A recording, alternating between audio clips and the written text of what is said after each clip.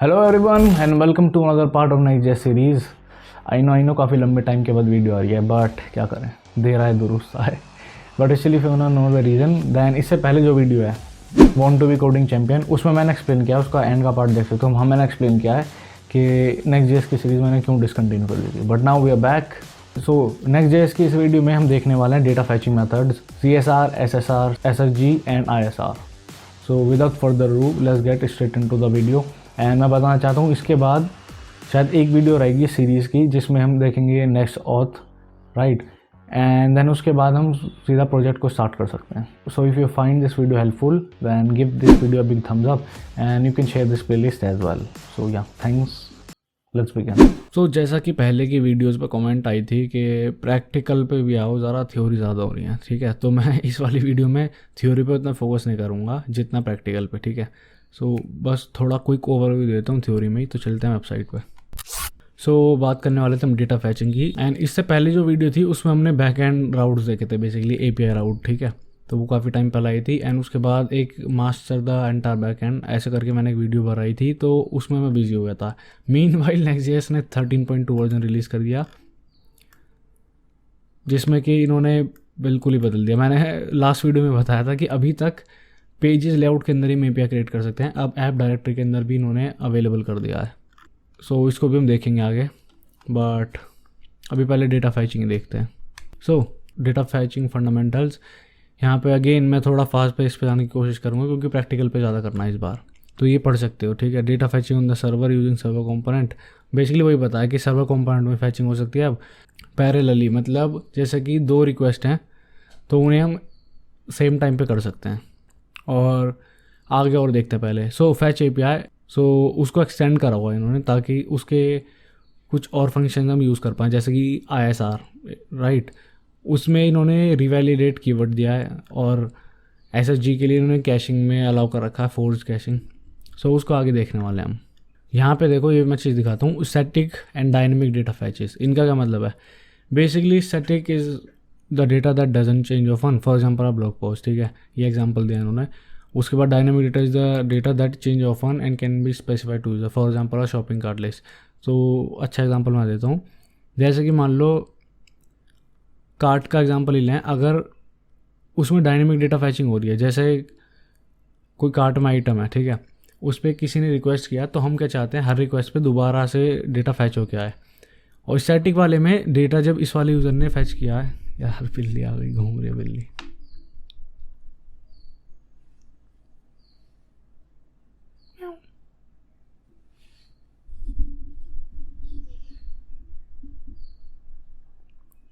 यहाँ बैठ गया, मुझे वीडियो बनानी है।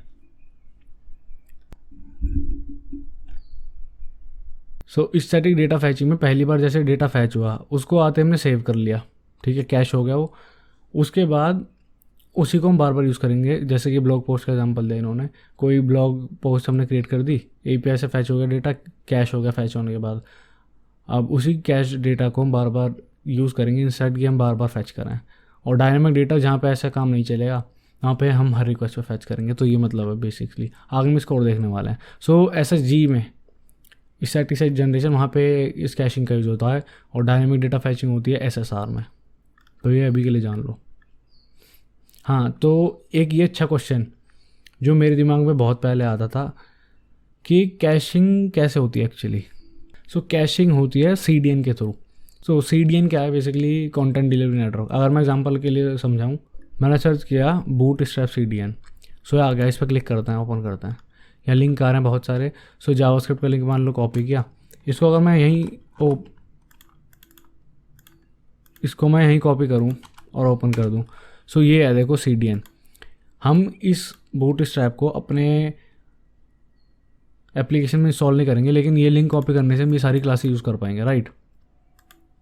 सो यही CDN है, ठीक है, ऐसे ये डेटा की डिलीवरी हो रही है। सो मुझे लगता था कि जैसे किसी पेज को SSG का यूज़ करके हम कैश कर रहे हैं, तो मुझे लगता है पेज ही सेव हो जाएगा, लेकिन फिर समझ में आया उसका डेटा सेव होगा, वो भी ऐसे कैश के फॉर्म में CDN के थ्रू, और फिर CDN के थ्रू वो डिलीवर होगा जो जो डेटा चाहिए होगा, और फास्ट पेज में मिल जाएगा।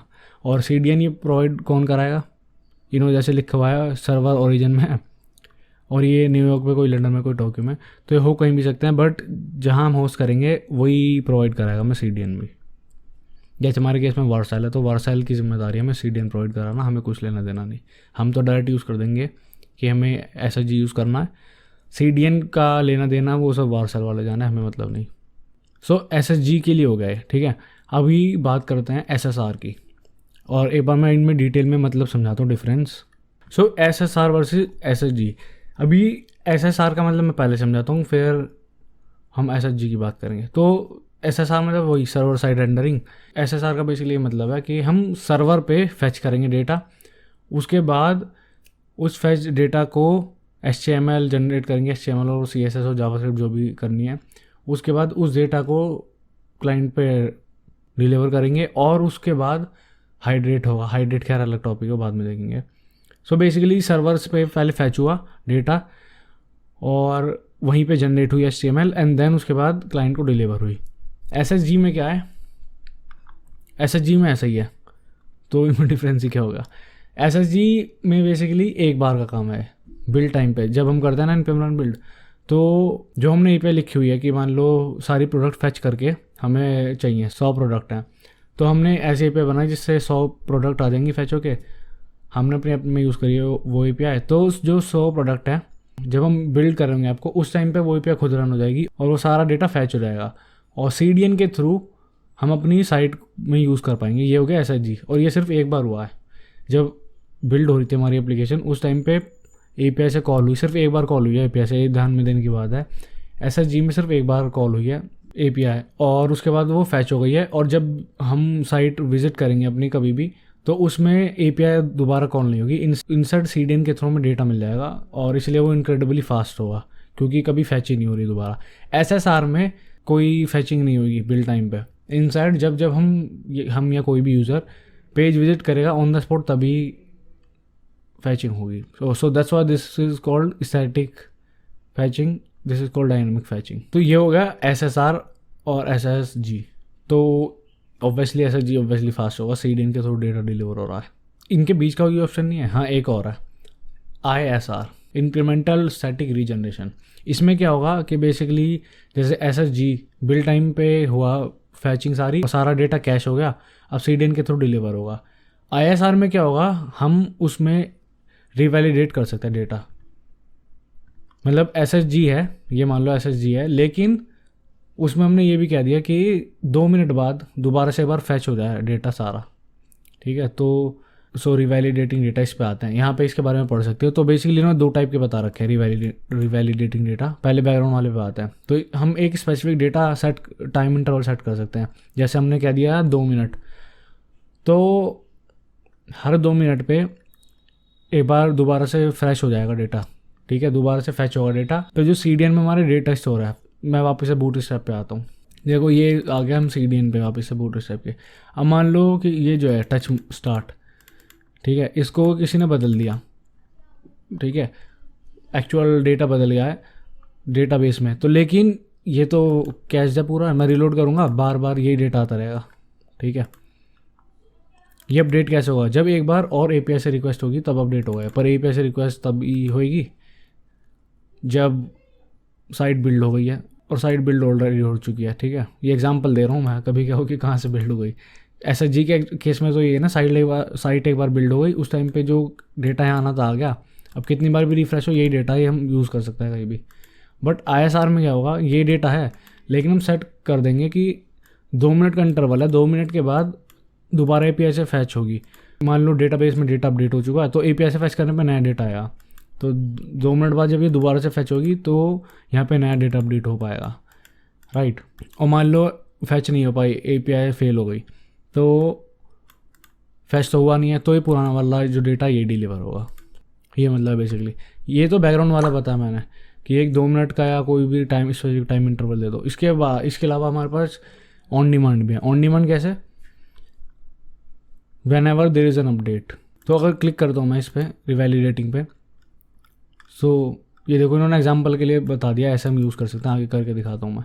बट ऑन डिमांड वाले में दिखाता हूँ क्या फ़र्क है। ऑन डिमांड में जैसे कि मान लो एक ई-कॉमर्स ऐप है हमारी, 100 उसमें प्रोडक्ट हैं, ठीक है। अब हमें ये तो चाहिए नहीं कि हर 2 मिनट बाद या 1 मिनट बाद हम डेट अपडेट करते ना, उसमें क्या पॉइंट है, क्योंकि हम तो नहीं बदलने वाले किसी का भी प्रोडक्ट, किसी का भी स्टॉक हर 2 मिनट पे। तो उसमें हम ऑन डिमांड यूज़ कर सकते हैं, राइट। हम क्या कह सकते हैं कि जैसे कोई ऑर्डर प्लेस करे, ऑर्डर प्लेस किया किसी ने, तो उस टाइम पे ऑब्वियसली हमें पता डेटाबेस में से स्टॉक कम हो गया किसी प्रोडक्ट का, तो उस टाइम पे हम चाहते हैं कि रिवैलिडेट हो और जो CDN में डेटा है, जो कैश डेटा है बेसिकली, वो अपडेट हो जाए। तो ऑन डिमांड उसे कहते हैं। इसको करने का इन्होंने एग्जांपल दे रखा है कि एक मान लो हमने API बना दिया ऐसे नॉर्मल API, pages/API/revalidate, कुछ भी नाम दे सकते हो। तो इसमें इन्होंने करा क्या है मैं डायरेक्ट बता देता हूँ। पहले तो एक मेक श्योर कि सीक्रेट जरूर पास करो, जैसे इन्होंने किया हुआ है, क्वेरी में सीक्रेट पास किया हुआ है ऐसे question secret is equal to कोई भी, तो उसे हम कंपेयर करेंगे कि वो वाला जो क्वेरी में पास किया गया है वो वाला और जो हमने सेव्ड है ये सेम है। आई नो समझ नहीं आ रहा होगा, इसे स्किप ही कर दो, ठीक है। सीधा आते हैं। तो रिवैलिडेट के लिए बेसिकली res.revalidate को इन्वोक करो और उसमें पाथ दे दो URL, बेसिकली कौन सा URL हमें रिवैलिडेट करना है। और यहाँ पे एक्चुअल पाथ देना, जैसे कि ऐसा नहीं देना, देखो यहाँ दिया हुआ उन्होंने blog/slug, तो इसकी बजाय एग्जैक्ट देना मैं blog/ ये वाली पोस्ट, ठीक है। तो ID भी स्पेसिफिक देंगे हमें कौन सा कराना है, ठीक है। सो ऐसे करके हम बना सकते हैं। अभी ये बहुत हो गया, अब एक्चुअल में देखते हैं तभी मज़ा आएगा, ठीक है। सो मैं एप्लीकेशन बनाता हूँ एक npx create नेक्स्ट ऐप, और ऐप का नाम मैं देता हूँ माई ऐप या कुछ भी नाम दे सकते हो, और मैं npm यूज़ करूँगा इसलिए मैंने ये भी लगा दिया फ्लैग। सो देखो ऐप इंस्टॉल हो चुकी है और अपडेट भी है, पर कोई बात नहीं। सो npm, सो पहले तो इस फोल्डर में जाना पड़ेगा। सो मैं करता हूँ कोड माई ऐप, डायरेक्ट इस फोल्डर में आ गए हम, पुराना VS कोड काटते हैं। npm run dev करा मैंने, और package.json में चेक करें तो 13.2 है जो हम यूज़ कर रहे हैं। सो पेजेस डायरेक्टरी उड़ा रहा हूँ मैं, डिलीट, और इसके अंदर हम ऑन कर देंगे एक्सपेरिमेंटल के अंदर ऐप डायरेक्टरी ट्रू, और रीस्टार्ट करना पड़ेगा सर्वर। सो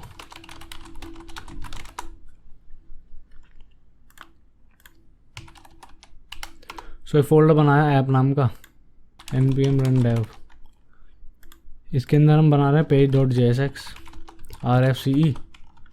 सुबह पेज विजिट करते हैं फिर देखते हैं। ये हम आए हैं तो देखो पेज खुल गया, एंड एक्सपेक्टेड हमारी ये भी आ चुकी है। अब इसके अंदर देखो हमारे पास ये मेटा दिख रहा होगा। सो ये क्या है, यही 13.2 में वर्जन आया है कि अब हमें head.js फाइल की जरूरत नहीं है। हम ऐसे ही किसी भी फाइल में, मतलब लेआउट में या पेज में से किसी में, ऐसे एक ऑब्जेक्ट बना सकते हैं मेटा डेटा, और उसे एक्सपोर्ट कर सकते हैं, ठीक है। और उसके अंदर हम पूरा मेटा जो भी हमें देना हो बेसिकली। सो अगर मैं इसे कर दूँ माई ऐप और सेव करके चेक करें, सो title will be my app, and if I go in inspect element and in the head tag you will see title, और डिस्क्रिप्शन देखो जनरेटेड बाय Next.js, ठीक है। सो हम ऐसे मेटा डेटा दे सकते हैं। एंड इसके अलावा एक और मस्त चीज़ है, आगे भी दिखाऊंगा मैं इसके बारे में क्या है। सो हमने बना लिया। सो फैचिंग हम कर सकते हैं। तो अभी हम API कौन सी यूज़ करने वाले हैं, एक API हम यूज़ करने वाले हैं place holder, JSON.placeholder। So this is the API, you can search on Google JSON placeholder। ये API आ गई, इसका ओपन करते हैं, लिंक आ गया मतलब। सो यहाँ पे इन्होंने डेमो दे रखे हैं बेसिकली, स्लैश पोस्ट करो या कुछ करो। अगर मैं करता हूँ /users या /to-do, /users करते ही ये देखो सारे यूज़र्स आ गए, ठीक है। सो मैं URL कॉपी करता हूँ, आगे यूज़ करेंगे। सो इसको हम यूज़ कर सकते हैं। तो पहले मैं नॉर्मल फैचिंग करके दिखाता हूँ SSG में। तो you can create a function यहीं पे और उसे डायरेक्ट यूज़ कर सकते हो, बट ताकि हम और कहीं भी यूज़ कर पाएँ उस फंक्शन को, इसलिए मैं अलग फोल्डर बना रहा हूँ, यूटिल्स या फिर LIB कुछ भी बना सकते हो। तो मुझे इसमें पसंद है, ये बना रहा हूँ मैं features.jsx, JSX नहीं JS, और एक फंक्शन का नाम रखते हैं हम export const get all users, ठीक है। नॉर्मलाइजिंग फंक्शन, और यहाँ हम फैच लिखेंगे और इसमें ये URL डाल देंगे, ठीक है। तो इस समय सारे यूजर्स मिल जाएंगे। और देखो अगर मैं कॉमा लगाता हूँ यहाँ, तो आगे ऑप्शन आ रहे हैं। गेट रिक्वेस्ट है बाय डिफ़ॉल्ट, हमें कुछ चेंज नहीं करना, इसको रेस्पॉन्स में सेव कर रहे हैं। Make sure to add await, अभी इसे रिटर्न कर देंगे res.json and make sure to add await here. ठीक है, और एक कंडीशन ऐड कर देंगे इफ़ res.ok, अगर ओके नहीं है तो हम एरर थ्रो कर देंगे एक।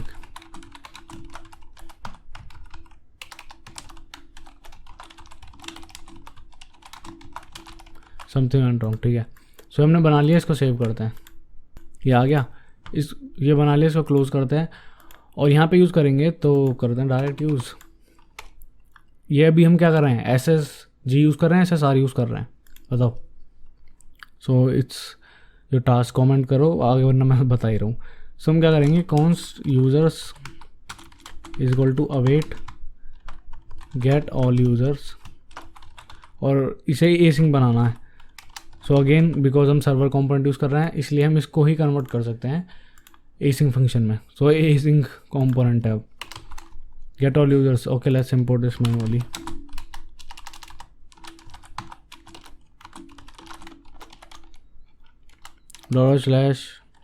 $util/features और यहाँ गेट ऑल यूज़र्स, इसको कॉल करूँगा एंड ऑब्वियसली प्रॉमिस रिटर्न कर रहा है तो अवेट लगाया एंड यूज़र्स में मिल जाएगा। और यूज़र्स में मिलते ही पहले मैं कौन सा लॉग करूँ या फिर दिखा दूँ नीचे, चलो कौन सा लॉग कर देते हैं।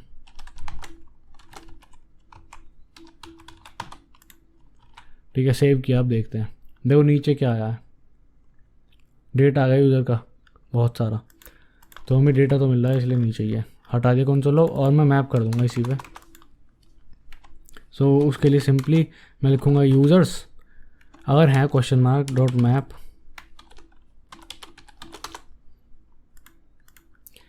यहाँ कुछ भी हम रिटर्न कर सकते हैं, जैसे कि पी टैग अगर रिटर्न कर दें जिसमें यूज़र का सिर्फ नेम हो, आई डॉट नेम, और की भी पास करनी होगी, हमारा पुराना रिएक्ट आईडी पास कर दी की में। सो अगर चेक करें माई ऐप, ये देखो सारे यूज़र आ गए। ठीक है, तो अभी ये हुआ क्या है, ये हुआ है SSG या SSR, ये हुआ SSG। जैसे मैंने बताया बाय डिफ़ॉल्ट इसका बिहेवियर SSG में ही है। सो हमें SSR करना है। और अभी देखो मैं जब जब रिलोड करूँगा हर बार फैच हो रहा है मैंने, लेकिन अभी पता SSG हो रहा है तो मैं ही कन्फ्यूज़ हूँ। नहीं, ऐसा नहीं है। अभी हमें npm run dev में, npm run dev में डजन मैटर हमने कौन से पैरामीटर पास किया, हमेशा SSR होगा। जब हम प्रोडक्शन बिल्ड की बात करें npm स्टार्ट की, उस केस में ये SSG पे वर्क करेगा, तो डेटा फैच हो के आ रहा है। बट जब मैं इसे सर्वर को क्लोज करके रन करूँगा, अगर npm run build, क्योंकि यहाँ पे हमारे पास बिल्ड कमांड है ऑलरेडी, बिल्ड, तो एक बिल्ड बन जाएगी यहाँ। उसके बाद जब मैं npm स्टार्ट करूँगा तो वो बिल्ड स्टार्ट होगी। उस केस में हम एक्चुअल में फील करेंगे इसकी पावर को, SSG की पावर को, या ISR जो भी हमें करना हो। बट डेवलपमेंट मोड में हमेशा SSR रन होगा, सर्वर साइड रेंडरिंग। और हमको मैंने जैसा भी बताया बाय डिफ़ॉल्ट लेकिन SSG ही करता है। नेक्स्ट, तो अगर मुझे कन्वर्ट करना हो इसे SSR में तो कैसे करूँगा, यहाँ पे मैं लिखूँगा कैश। यहाँ हमारे पास बहुत सारे ऑप्शन है। डिफ़ॉल्ट में बाय डिफ़ॉल्ट फोर्स कैश ही है। फोर्स कैश का मतलब है कि SSG, नो कैश का मतलब है डायनामिक रेंडरिंग। अब नो कैश कर दिया, अब हर रिक्वेस्ट पे कोई कभी कैश ही नहीं होगा। ठीक है, अब अगर मैं बिल्ड भी कर देता हूँ तो भी SSR ही हो रहा है। ओके, बट अभी हम हटा देंगे, इसकी जरूरत नहीं है हमें। ठीक है, तो ये गेट ऑल यूज़र हो गया। और एक काम करता हूँ मैं कि इसके बजाय क्या देता हूँ, लिंक टैग देता हूँ एक, ऊपर से इंपोर्ट हो गया लिंक टैग, राइट। इसके बीच में हम दे देंगे आई डॉट नेम, ठीक है, यूज़र का नाम। और href में दे देंगे क्या, /user/ उसके ID, सो i.id, राइट। और तो बेसिकली URL क्या होगा, ये देखो सारे लिंक टैग बन गए। किसी पे क्लिक करते हो तो URL है ये /user/ उसके ID। तो बनाते डायनेमिक, जैसा मैंने बताया राउट। सो यूज़र, उसके अंदर एक फोल्डर जहाँ पे हमें ID लिखनी है, ये कुछ भी लिख सकते हैं, यूज़र ID जो मन करे, हमने ID लिखा है। अंदर फाइल page.jsx rfce बना दिया और मैं परम्स में से एक्सेस कर सकता हूँ ID, ठीक है, ईजिली। सो कौन सा लॉक कर देंगे params.id को, मेक श्योर कि जो यहाँ वर्ड है कीवर्ड वही हो। सो ID एक्सेस कर सकता हूँ। अब मैं चेक करता हूँ बस। वापस यहाँ है, किसी पे क्लिक करता हूँ फर्स्ट पे तो आ गया मैं इस पे। अगर मैं सीधा 5 करता तो आ गया इस पे। नीचे चेक करना तो मुझे हर एक की आईडी भी मिल रही है साथ के साथ, ठीक है। तो ये वर्क कर रहा है, हम ऐसे आईडी एक्सेस कर सकते हैं। तो ये हो गया मान लो बेसिक पेज जिससे हमें सारे यूज़र दिख रहे हैं। और एक काम करता हूँ, मैं यहाँ कुछ स्टाइलिंग हो देता हूँ, फ्लेक्स कोल डोल नहीं कोल और GP4, ये मैंने खुद की क्लास बना दी, अभी मैं बनाता हूँ स्टाइलिंग में। होम मॉड्यूल डिलीट, ग्लोबल वाले में जाके कुछ क्लासेस ऐड कर रहा हूँ, जो पहले स्टाइलिंग है वो रहने दे रहा हूँ। एक तो फ्लैक्स ऐड किया है, इसमें बेसिकली डिस्प्ले फ्लैक्स हो जाती है और कुछ नहीं होता। डॉट कॉल में फ्लैक्स एक्शन कॉलम हो जाती है। और कौन सी ऐड किया मैंने, GP4। इसमें गैप प्रॉपर्टी में बना रही हो जाती है, ठीक है। ये है बेसिकली सो इसको पहले लिंक भी करना होगा, तो लेआउट में जाते हैं, टॉप पे कर रहे हैं इंपोर्ट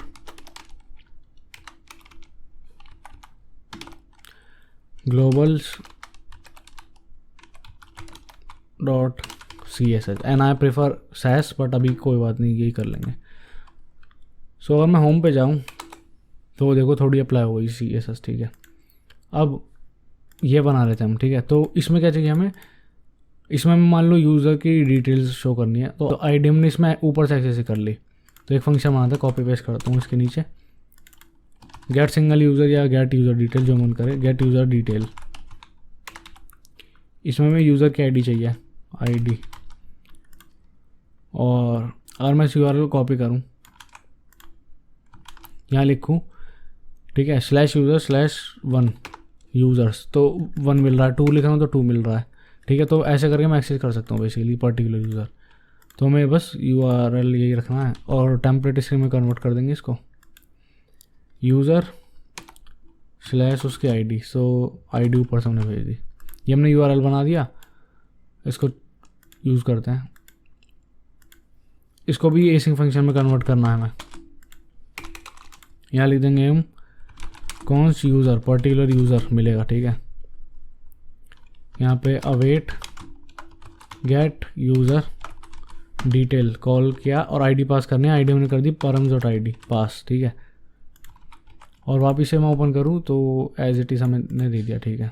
और ये देखो each child should have a unique की, तो हमने की नहीं पास करी। अच्छा, इसमें i.id पास कर दी की, और यूज़र डिटेल यहाँ मिलेगी, तो उसको मैं नीचे शो कर देता हूँ, मुझे ऑलरेडी मालूम है क्या दिखेगा। एक H1 में देते हैं user.name,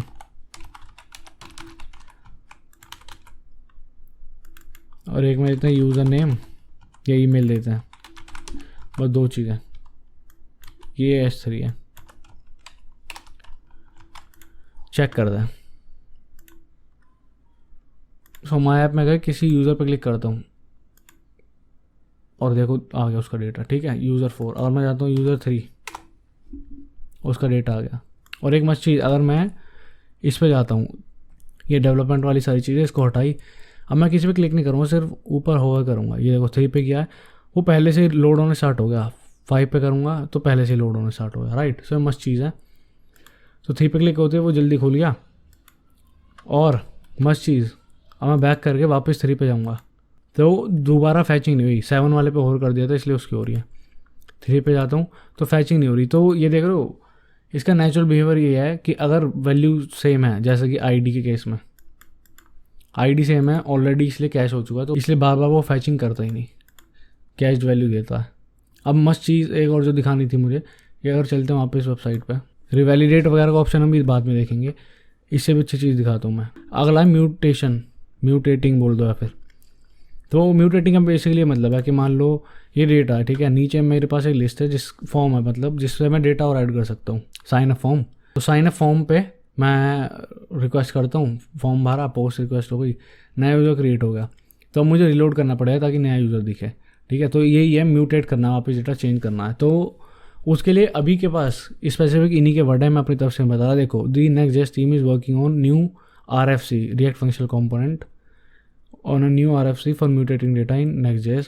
This RFC has not been published yet, ठीक है। For now we recommend the following pattern.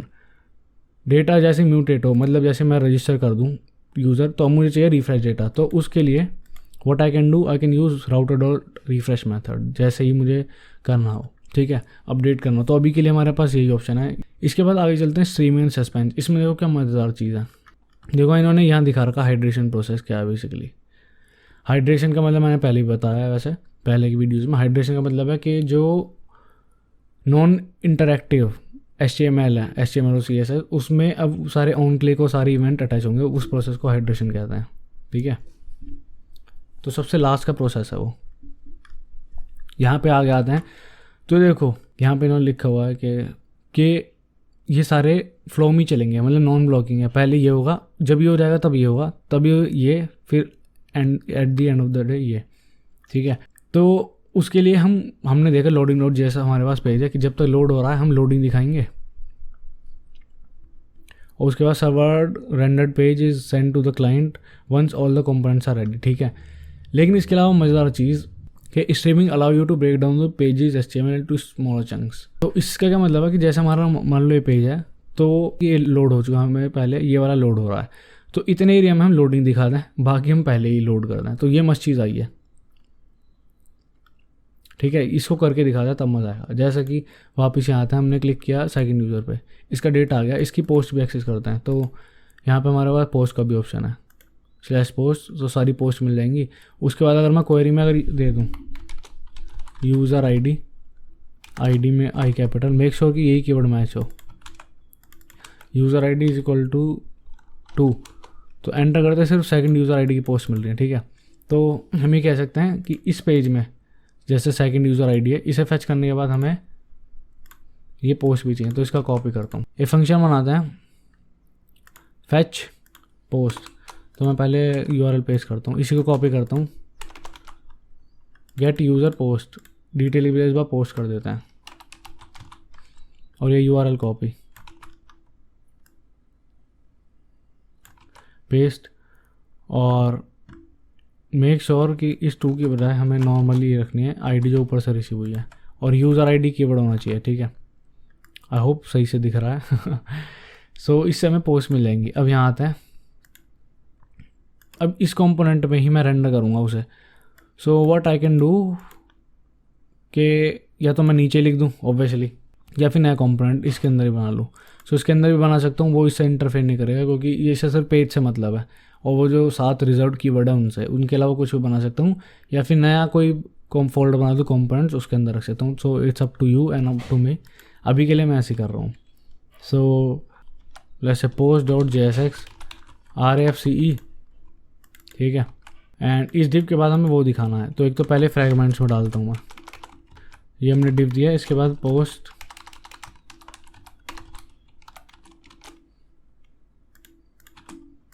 ऊपर से इंपोर्ट करते हैं ./post, ठीक है। किसी भी नाम से इंपोर्ट कर सकते हैं, एक्सपोर्ट डिफॉल्ट है। सो आ गया, या फिर इसकी जरूरत नहीं है तो डायरेक्ट यहीं लिख सकते हो, सब टू यू, अगेन मैं बता रहा हूँ। So what we can do के कर सकते हैं const post is equal to await get user post, import ID pass करनी है, param.id हमने पास कर दी, ठीक है। और इस पोस्ट को इसमें पास करना है, और इसके अंदर हम पोस्ट रिसीव करके रेंडर कर देंगे उसे। सो मैप करना है बेसिकली। सो पोस्ट अगर हैं उस केस में मैप कर दो,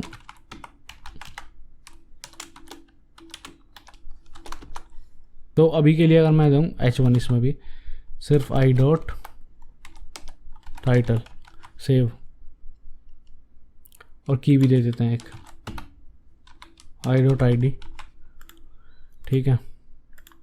चेक करें तो देखो इसकी पोस्ट आ गई, रिलोड किया पोस्ट आ गई, रिलोड किया पोस्ट आ गई। बट इसमें एक दिक्कत है, सिंस अवेट लगाया है तो पहले यूज़र डेटा आ गया, उसके बाद पोस्ट भी आ गई, उसके बाद हमने ही दिखाना स्टार्ट किया, तो हमें ये तो चाहिए नहीं। हमें तो चाहिए जैसे यूज़र का डेटा है सीधा दिखा दें हम, उसके बाद में जो भी आ रही हैं चीज़ें वो आती रहें, ठीक है।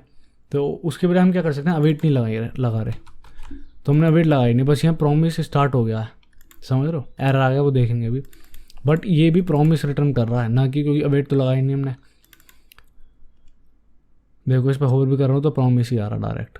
तो हमने पोस्ट ट्रांसफ़र करी है ऐसे, इसका कुछ और नाम रख सकते हैं हम, पोस्ट प्रॉमिस रख सकते हैं।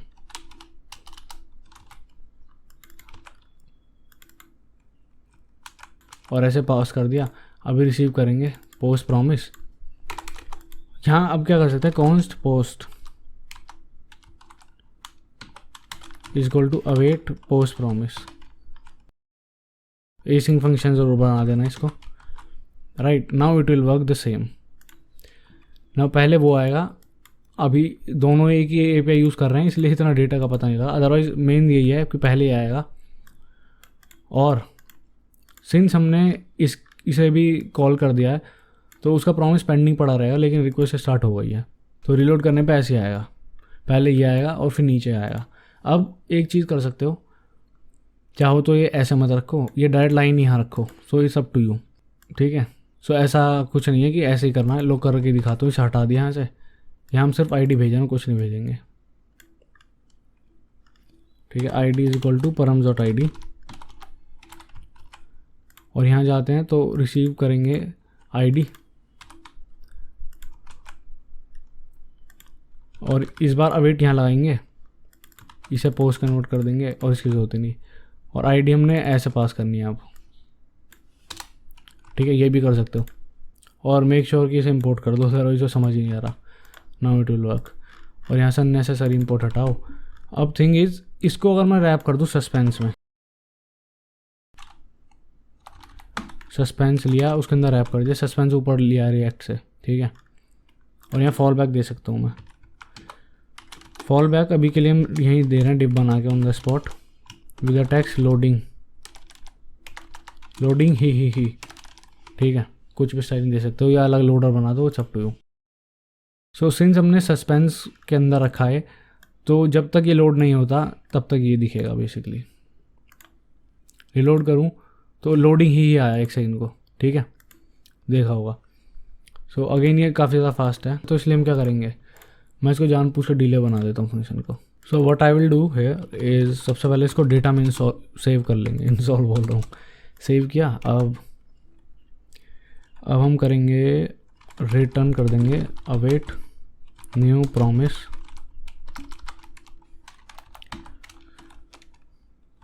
रिजॉल्व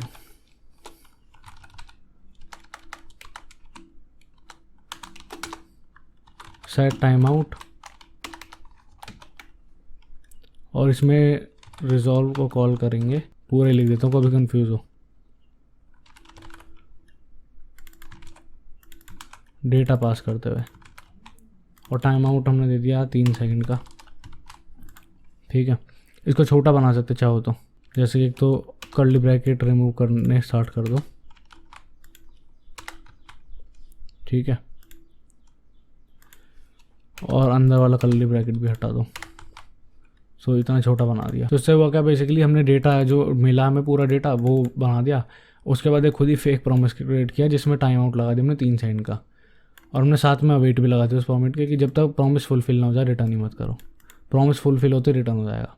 तो 3 सेकंड बेसिकली हमने डिले कर दी एपीआई। रिलोड करते हैं इसे, अब देखना लोडिंग ही, नाइस। सो ऐसे करके हम अपनी ऐप में स्पेसिफाई कर सकते हैं कि कौन सा कंटेंट, मतलब स्पेसिफाई कर सकते हैं कि जब तक ये कंटेंट लोड हो रहा है तब तक बाकी पोर्शन मत ब्लॉक करो, वो दिखा दो। इस पे गए, ये आ गया, नीचे का लोड होता रहेगा, जब वो लोड हो जाएगा वो भी दिख जाएगा, ठीक है। सो ऐसे करके हम सस्पेंस का यूज़ करके सही बना सकते हैं बहुत। और ये देखो उन्होंने एग्जांपल दिया हुआ है कि ज़रूरी नहीं ऐसे वो करना है कि मतलब एक कंपोनेंट में इस बोल रहेगा, यहाँ ये कंपोनेंट पे भी सस्पेंस लगा दिया, इसमें भी लगा दिया। और एक चीज़ और दिखाना चाहूँगा, जब मैं यहाँ गया तो यहाँ पे माय ऐप दिख रहा है, जैसे कि ये यूज़र का सेक्शन है, तो मैं चाहता हूँ कि डिफ़ॉल्ट मेरा टाइटल तो माय ऐप ही रहे, बट जब हम इस वाले पेज पे हूँ जहाँ पे सारे यूज़र शो हो रहे हैं, तो यहाँ पे मुझे चाहिए कि URL हो जाना चाहिए यूज़र्स। तो मैं सिंपली कर दूँगा export const meta data is equal to title change कर दूँगा यूज़र्स हो चुका है। अब मैं चाहता हूँ अगर ये ओपन करूँ तो एग्जैक्टली इसका नाम होना चाहिए टाइटल। ये कैसे करूँ, इसके लिए बहुत सी चीज़ें हमारे पास एक फ़ंक्शन है, इसे क्लोज करता हूँ और इसमें आते हैं हम, यहाँ की बात हो रही है। तो उस फंक्शन का नाम है, पहले तो एक्सपोर्ट कर देता हूँ, export const generate meta data is equal to, हमने फंक्शन बना दिया और एसिंग फंक्शन बना रहे हैं हम बेसिकली। और जैसे हम यहाँ परम्स एक्सेस कर सकते हैं, यहाँ भी एक्सेस कर सकते हैं। तो परम्स एक्सेस करेंगे परम्स, और ऐसे ही यूज़र का डेटा हम ऊपर फैच कर लेंगे पहले। तो हमें यूज़र का नेम पता लग गया, उसके बाद रिटर्न कर देंगे title which will be user का नाम। तो पहले मैं नाम लिख देता हूँ यूज़र डॉट नेम, उसके बाद एस प्रोफाइल। सो जैसे अभिषेक आया तो अभिषेक प्रोफाइल, इस टाइप से सेव करूँगा। रीलोड किया, देखो क्या टाइटल, मस्त चीज़ है। वापस यहाँ जाते हैं, इसे ओपन करते हैं तो यूज़र वो देखो टाइटल क्या है। अब तुम सोच रहोगे ये तो फालतू का काम होगा कि पहले हमने एक बार फैच कर दिया, उसके बाद यहाँ भी फैच कर दिया, डबल रिक्वेस्ट हो रही है। नहीं, नेक्स्ट.js यहाँ भी ऑप्टिमाइज है। नेक्स्ट.js कभी छोड़ते हैं ऑप्टिमाइजेशन। इन्होंने क्या करा कि जब एक बार फैच हो गई है और ये चेक कर रहे हैं कि आईडी दोनों में सेम ही है, तो ऑब्वियसली इनपुट सेम है तो वैल्यू भी सेम ही आएगी। तो एक बार फैच हो गया तो यहीं कैश हो जाएगा और नीचे दोबारा फैच नहीं होगा, इंस्टेड सेम वैल्यू यूज़ हो जाएगी। ठीक है, तो 2 बार अभी भी रिक्वेस्ट नहीं हो रही, सिर्फ 1 बार ही हो रही है। तो नेक्स्ट.js कहीं नहीं मौका छोड़ता ऑप्टिमाइज करने का ऐप को, एंड जस्ट लाइक दैट। ठीक है, सो हमने भी देख लिया। अब क्लोज करता हूँ मैं, ISR दिखाता हूँ ISR क्या है। उससे पहले एक चीज़ और कि जब मेरे दिमाग में स्टार्टिंग में सीख रहा था, मेरे दिमाग में आया था कि ये काम कैसे करेगा, मतलब ISR ये फॉर्म भरते हो काम भी कैसे कर सकते हैं। एग्जैक्टली नहीं कर सकते। ये सारी चीज़ें सिर्फ और सिर्फ अलाउड हैं गेट रिक्वेस्ट के केस में। ठीक है, अब ISR और देख लेते हैं एक बार। ऐप के अंदर बनाऊंगा पोस्ट, ठीक है, इसके अंदर फाइल बनाता है page.jsx RFC, और मैं यही सेम फंक्शन कॉपी करूँगा नीचे, गेट ऑल पोस्ट, और यूज़र आईडी रिमूव कर देंगे, कोई यूज़र आईडी नहीं चाहिए, और प्रॉमिस भी रिमूव, एंड डायरेक्ट इसको रिटर्न कर दो। ठीक है, सो ये बना लिया और इसको एसिंग फंक्शन में कन्वर्ट कर देंगे, एंड नीचे लिखेंगे हम यहाँ const post is equal to await get all post. Okay, let's import this manually.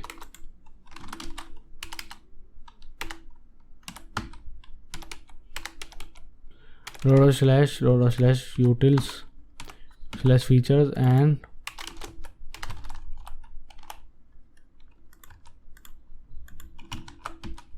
get all post। इसको कॉल किया, आईडी नहीं देनी हमें, इसमें ओपन करके आईडी रिमूव करते हैं, कुछ नहीं देनी हमें, पोस्ट मिल जाएंगी। उसके बाद उसे नीचे रेंडर कर देंगे सारी पोस्ट को। सो अगेन ये मैं थोड़ा कॉपी करूँगा पोस्ट वाले इसमें से, और ये कॉपी कर दूंगा लाइन। ठीक है, और इसको मैं क्लास में दूंगा फ्लैक्स कॉल GP4 जो हमने बनाई थी। सो अगर मैं जाता हूँ /post पे, सो सारी पोस्ट दिख जानी चाहिए। ओके, सारी पोस्ट दिख भी रही है हमें। ठीक है, GP4 हटा देते हैं, ज़्यादा गैप हो गया। और ये H1 की बजाय मैं H5 रेंडर करता हूँ, बहुत बड़ा लग रहा है 10 वसी से। तो ये हमारी सारी पोस्ट के टाइटल आ गए हैं, बहुत अच्छे लग रहे हैं देखने में। अब जैसे कि मान लो पोस्ट के बजाय ब्लॉग हैं, ठीक है, अब बार बार कोई ब्लॉग क्रिएट नहीं कर रहा, तो हम क्या चाहते हैं, इसे कैश करना। तो if I go in the feature, तो जैसा मैंने इसके अंदर कुछ पास नहीं किया, तो इस टाइम ये SSG का यूज़ कर रहे हैं। अगर मैं क्लोज़ करता हूँ और देखो मैंने किसी के अंदर एक्चुअल में पास ही नहीं किया कुछ,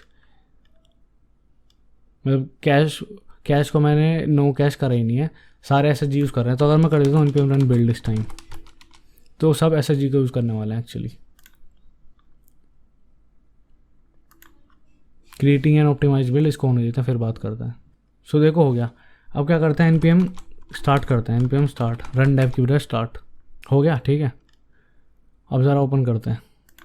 now let's see what is the difference. अगर जाते हैं, यहाँ इंस्टेंटली खुला है, और जाते हैं इसमें तो देखना क्लिक होते ही खुला, और नीचे तो 3 सेकंड का वो तो हमने लगा ही रखा है, तो वो तो उससे मतलब ही नहीं है, बस खुल कितना क्विक रहा है। ऑन द स्पॉट रिलोड करता हूँ, ऑन द स्पॉट। अभी बाकी की चीज़ें देख रहे हो ये फैच हो रही हैं, ऐसा क्यों? सो जैसा कि तुम्हें पता है ये सब डायनेमिक राउट है, ये भी डायनेमिक राउट है, इस पर क्लिक होता ही ये भी डायनेमिक राउट है, ठीक है। तो ये सब फैच हो रहे हैं, ऐसा क्यों? क्योंकि हमें स्पेसिफाई करना है कि जैसे मान लो अगर अभी तो 10 पेज हैं, 10 यूज़र हैं बेसिकली, अगर होते 1000 तो अब ये थोड़ी कि 1000 के 1000 को स्टैटिकली जनरेट कर देता। तो हमें स्पेसिफाई करना है कि कितनी आइडिया हैं ऐसी जिनको स्टैटिकली जनरेट करना है। फॉर एग्जांपल अभी 10 है, अगर मुझे चाहिए सिर्फ 7 हो SHG के थ्रू, बाकी सारे छोड़ दो ऐसे ही, तो मैं वो कर सकता हूँ। सो मैं स्पेसिफाई कर दूंगा कि स्टार्टिंग के 7, 1 2 3 4 5 6 7, ये 7 यूज़र ऐसे हैं जो SHG के थ्रू हो जाने चाहिए, बचे हुए 3 नहीं होंगे SHG से। तो फिर क्या होगा उनका, वो फिर सर्वर साइड रेंडरिंग से होंगे। जैसे कि अभी एक भी यूज़र स्पेसिफाई नहीं है, तो ये सारे SHG का यूज़ कर रहे हैं, जैसे कि ये इसे तुमने देखा भी फैच हो रहा है सब कुछ, ठीक है। और पोस्ट में आता है स्लैश पोस्ट, ये स्टैटिक राउट है, कोई ये डायनेमिक राउट नहीं है, ये हो चुका होगा SHG से। क्लिक करेंगे इंस्टेंट खुला, ठीक है, इंस्टेंट खुला मतलब स्पीड देख रहे हो, राइट, रीलोड भी ना के बराबर है। तो हम कैसे स्पेसिफाई कर सकते हैं कि कौन कौन से राउट हैं ऐसे जो होने चाहिए? तो उसके लिए ये वाला है, इसमें जाते हैं बेसिकली, ये है ना डायनेमिक राउट। तो यहाँ हमें स्पेसिफाई करना है, पहले मैं दिखा देता हूँ वेबसाइट पे चल के। तो ये देखो, इस पर आते हैं तो यहाँ दिख रहा है जनरेट स्टैटिक पैराम्स। सो यही फंक्शन का नाम होना चाहिए, कुछ और नाम नहीं होना चाहिए। अगर मैं इसको एज इट इज़ कॉपी करता हूँ, या चलो सिर्फ नाम कॉपी कर रहा हूँ, खुद ही बना के दिखा रहा हूँ, एक्सपोर्ट, और अगेन हम एरो फंक्शन यूज़ करेंगे, वही करते हैं हम। ये फंक्शन बनाया, ठीक है, नॉर्मली। आगे क्या कर रहे हैं, आगे बस रिटर्न कर रहे हैं एक एरे, रिटर्न करनी एरे जिसमें कि स्लग होना चाहिए जो भी हम आईडी दे रही हैं। सो अगर कुछ नहीं करके भी मैं सिर्फ रिटर्न कर दूं एरे जिसमें कि क्या होना चाहिए, स्लग। हमारे केस में आईडी रखा है हमने नाम, ठीक है ये। सो एरे देनी है, एरे ऑफ ऑब्जेक्ट, जिसमें आईडी देनी है मैं, आईडी फर्स्ट, ठीक है, ये फर्स्ट हो गया ऑब्जेक्ट, सेकंड, थर्ड, अच्छा सेकंड में मैंने थर्ड लिख दिया, नाइस, और नीचे 4। तो अभी हमने क्या दिया है, एक एरे दिया है जिसमें कि 4 एलिमेंट हैं विद आईडी 1 2 3 4। तो अब क्या होगा, अब जब मैं दोबारा npm बिल्ड करूँगा तो जो 4 पेजेस हैं वो जाएंगे। सो वापस अपनी वेबसाइट पर आते हैं, तो स्टार्टिंग के 4 यूज़र ये SHG के थ्रू होंगे, बाकी छोड़ देगा वो SSR के लिए। करके देखते हैं दोबारा, npm रन बिल्ड हो गया। अब करते हैं npm स्टार्ट। देखो ये इसने फैच करने स्टार्ट कर दिए, तो अगर ओपन भी करें अगर, सो ये स्टैटिकली नहीं हो रहा, बल्कि सारी चीज़ें फैच हो रही हैं, right, you can see in the bottom. उसका रीज़न मैं बताता हूँ क्या है। उसका रीज़न है कि ये मैंने नंबर में दिए हैं, ये स्ट्रिंग होने चाहिए। मेक श्योर करो कि जो भी वैल्यू पेयर में वैल्यू है वो हमेशा स्ट्रिंग में हो। अब दोबारा सर्वर क्लोज करके करते हैं npm रन बिल्ड। अब करते हैं npm स्टार्ट, तो देखते हैं। तो देखो हमने 4 दिए हैं, ठीक है, 4 एलिमेंट आईडी। सो रिलोड किया मैंने, ये आ गया। अब मैं इस पर क्लिक करता हूँ इंस्टेंटली, इस पर करता हूँ इंस्टेंटली, इस पर करता हूँ इंस्टेंटली, बट मैं करता हूँ इस पर, तो थोड़ा सा इसने टाइम लिया। एंड अगेन वो इतना तो मैं पता नहीं लगा क्योंकि ये API भी खुद फास्ट है। तो एक काम करते हैं, एक चीज़ और हम दे सकते हैं, क्या, dynamic params. So if we go here, ये देखो ऑप्शन सर्च करने पे आ गया, तो ये हम दे सकते हैं डायनेमिक पैराम्स। बाय डिफ़ॉल्ट ये ट्रू है, तो इसका क्या मतलब है कि जैसे ये 4 हैं पेजेस, इन चारों के लिए तो SHG हो गया, ठीक है, स्टैटिकली जनरेट हो गए। बाकी जो दूसरे पेजेस बचे हैं जैसे कि 10 तक हैं यूज़र, तो उनके लिए क्या होगा, उनके लिए सर्वर साइड रेंडरिंग होगी, ठीक है। बट अगर हम कर देते हैं इसको फॉल्स, डायनेमिक पैराम्स को फॉल्स, बाय डिफ़ॉल्ट ये ट्रू है, अगर इसको फॉल्स कर दिया, अब दोबारा करते हैं एक बार, npm रन बिल्ड, उसके बाद स्टार्ट करेंगे। सो अब SSR नहीं होगा, npm स्टार्ट करते हैं। अब चलते हैं यूज़र वाले पेज पर, रिलोड करते हैं, हो गया। फर्स्ट पे जाता हूँ, खुल गया, सेकंड पे जाता हूँ, खुल गया, फोर्थ भी खुल गया, फिफ्थ पे जाता हूँ, सो देखो आ गया पेज नॉट फाउंड, क्योंकि ये सारे जो हैं स्टार्टिंग के 4 पेजेस ये हो चुके हैं स्टैटिकली जनरेटेड, इसलिए पहले से लिखे हुए हैं ये, ठीक है। तो बहुत फास्ट भी हैं, देख रहे हो। बट फिफ्थ वाले की बात करते हैं, तो हमने डिसेबल किया हुआ इसलिए आ ही नहीं रहा, वो फॉल्स कर दिया। अगर ट्रू करेंगे तो SSR होगा फिर। And let's do one more thing, कि अगर मैं इसको हटा दूँ, ठीक है, फॉल्स कुछ नहीं, बाय डिफ़ॉल्ट ट्रू है तो हटा दिया मैंने। अब दोबारा जब मैं बिल्ड करके स्टार्ट करूँगा तो नॉर्मली हो जाएगा, अभी मतलब क्लोज ही कर रखा है अभी तो, बट नॉर्मली हो जाएगा। और ऐसा कोई राउट जहाँ पे इस आईडी के अलावा होगा वहाँ पे SSR के थ्रू हमें डेटा भी मिल जाएगा, बट ऐसा कोई राउट जहाँ जो अवेलेबल ही ना हो, क्योंकि हमें पता है आईडी सिर्फ 10 है। तो उसके लिए मैं कंडीशन लगा देंगे क्या कि इफ़ नॉट यूज़र ना हो उस केस में रिटर्न कर देंगे नॉट फाउंड को। So we will take not found from next navigation, next navigation and we will take not found. Not found आ गया। अब इसको अगर मैं कॉल करता हूँ, सो ये देखो when use in React server component this will set the status score 404, ठीक है। अब ये हमने कर दिया। अब इसके लिए फाइल भी बना लेते हैं एक। सो ऐप के अंदर फाइल बना देंगे,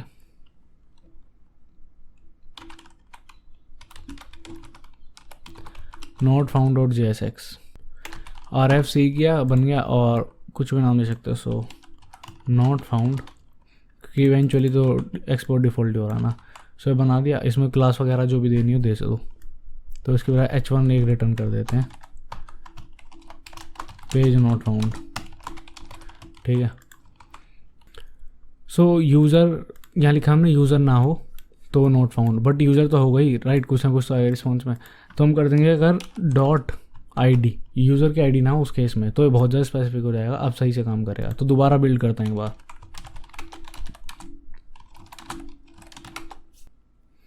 सो हमने कर दिया। अब npm स्टार्ट, एकदम क्विकली हो रहा सब कुछ, राइट। थर्ड पे जाते हैं क्विकली, फोर्थ पे आते हैं क्विकली, कोई बाद में आते हैं तो टाइम लगा काफ़ी, और कोई ऐसा राउट जो है ही नहीं तो उस पर आते हैं पेज नॉट फाउंड, ठीक है। पहले सर्च करेगा, फैच करके यूज़र नहीं मिला, उसकी आईडी नहीं मिली तो page not found, right. So it is working fine. /post पे जाते हैं तो on the spot, right. So it is working, right. So yeah अब बस एक चीज़ और बची है, ISR नहीं दिखाया। सो वो भी काफ़ी ईजी है जैसा मैंने बताया, बट अभी दिखाने पॉइंट नहीं, जब अपनी टू डू बनाएंगे उसमें करेंगे, ठीक है। क्योंकि उसमें डेटा चेंज होगा तो हमें दिखाना है ना, यहाँ तो अदरवाइज़ रिवैलिडेट करके भी अब डेटा ही नहीं बदलने वाला। अदरवाइज़ हमें करना होता, लेट्स से ऑल यूज़र्स में करना होता चेंज, या फिर गेट यूज़र पोस्ट में। तो all we need to do pass this option, और यहाँ पे हमें पास करना था नेक्स्ट, ऑप्शंस के अंदर नेक्स्ट, और इसके अंदर रीवैलिडेट, और यहाँ पे कर देते जो भी हमें टाइम देना मिली सेकेंड में, ठीक है। सेकंड में मतलब मिली सेकंड नहीं सेकंड में, तो 60 का मतलब है 60 सेकंड मतलब 1 मिनट, ठीक है। बट ये नहीं देना, बाय डिफ़ॉल्ट ही SSG में है, ठीक है। Yup, so that's it for this tutorial. आगे चल के और देखते हैं हम। अब टू डू ऐप पे बनाते हैं, या फिर नेक्स्ट ऑथ पे भी ट्यूटोरियल चाहिए तो लेट मी नो, अदरवाइज सीधा आते हैं टू डू ऐप पे। और एक चीज़ राउट वाले में, इसमें बेसिक से जान लो कैसे हुआ है। पहले पेजेस के अंदर API था, यहाँ पे क्या हुआ, यहाँ पे हमें राउट API का फोल्डर यहाँ मिल गया, ठीक है, API का फोल्डर। और इसमें जैसे इनके पेजेस के नाम काम कर रहे हैं फोल्डर के बेसिस पे, ऐसे इसमें होगा। तो अगर मैं बनाता हूँ हेलो नाम का फोल्डर, उसके अंदर फाइल बनानी है, मेक श्योर की फाइल का नाम route.js हो, ठीक है। और मेक श्योर की एक्सपोर्ट करना एक नाम से फंक्शन, जैसे कि क्या एक्सपोर्ट कॉन्स गेट नाम से फंक्शन होता है, वो गेट रिक्वेस्ट के लिए होगा। ये हमने बना दिया, ऊपर से रिक्वेस्ट एक्सेस करेंगे, ठीक है। और नीचे हम बस क्या कर देंगे, रिटर्न न्यू रेस्पॉन्स,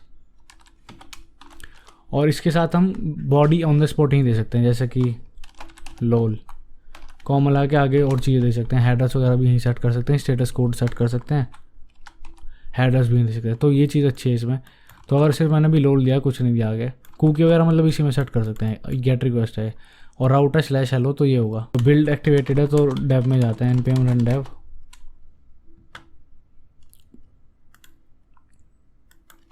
/API/ क्या राउट API का हेलो करा तो लोल, ठीक है। तो API हमारी काम कर रही है, राइट। सो ऐसे करके हम बना सकते हैं। गेट के लिए गेट रिक्वेस्ट के लिए गेट मेथड, पोस्ट के लिए पोस्ट, उसी हिसाब से। तो ये भी काफ़ी ईजी है, इसमें इतना कुछ समझने का नहीं है, right. See you in the next video.